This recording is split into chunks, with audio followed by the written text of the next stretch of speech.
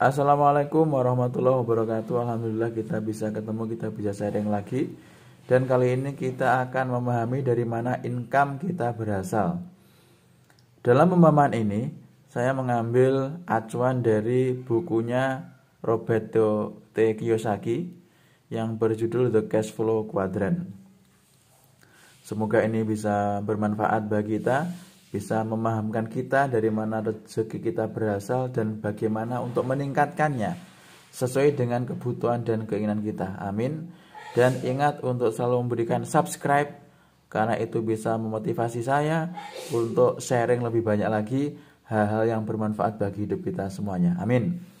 Nah, pada gambar di depan ini ada E, ada B, ada S, ada I.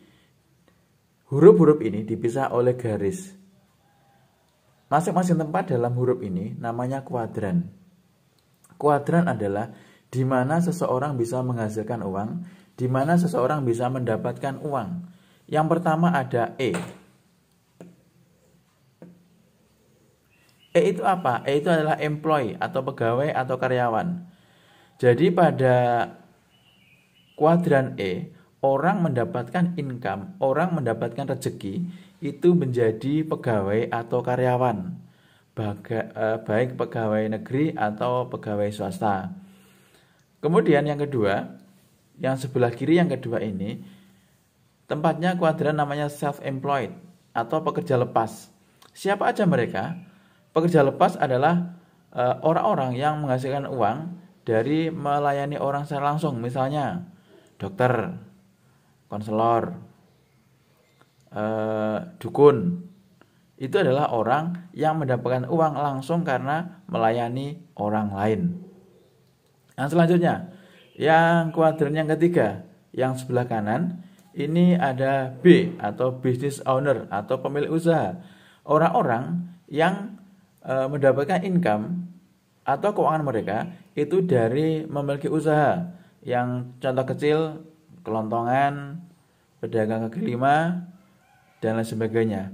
Untuk contoh besarnya, owner business adalah orang-orang yang punya perusahaan besar, korporasi besar, yang dibutuhkan modal yang banyak, puluhan juta, bahkan ratusan juta atau miliaran untuk bisa membuka usahanya.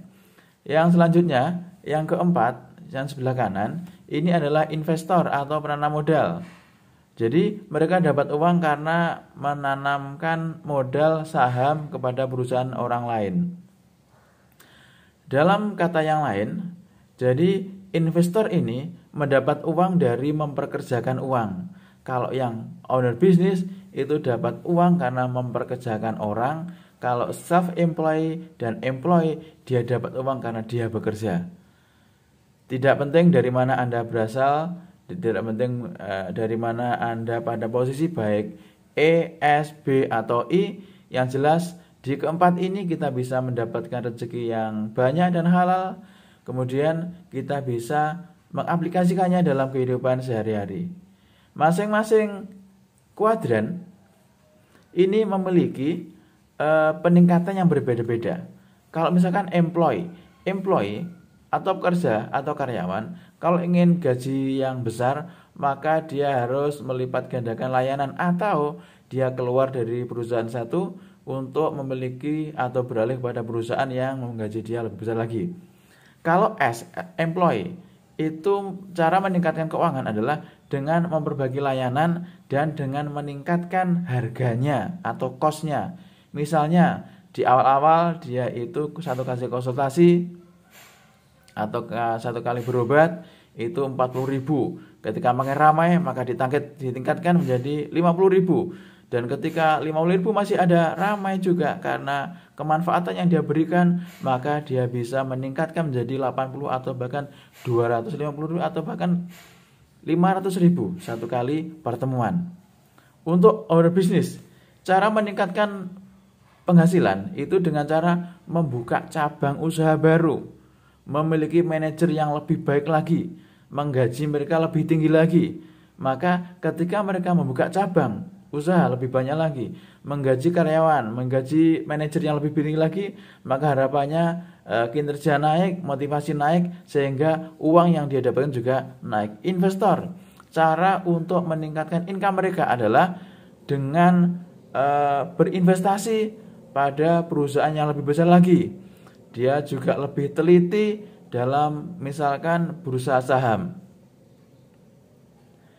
Itulah yang bisa kita share pada kali ini. Semoga bisa membawa manfaat dan semoga semua dari kita bisa meningkatkan income kita, penghasilan kita, dan keberkahan kita dari manapun kuadran kita berasal. Wallahu muwaffiq ila aqwamit thoriq. Wassalamualaikum warahmatullahi wabarakatuh.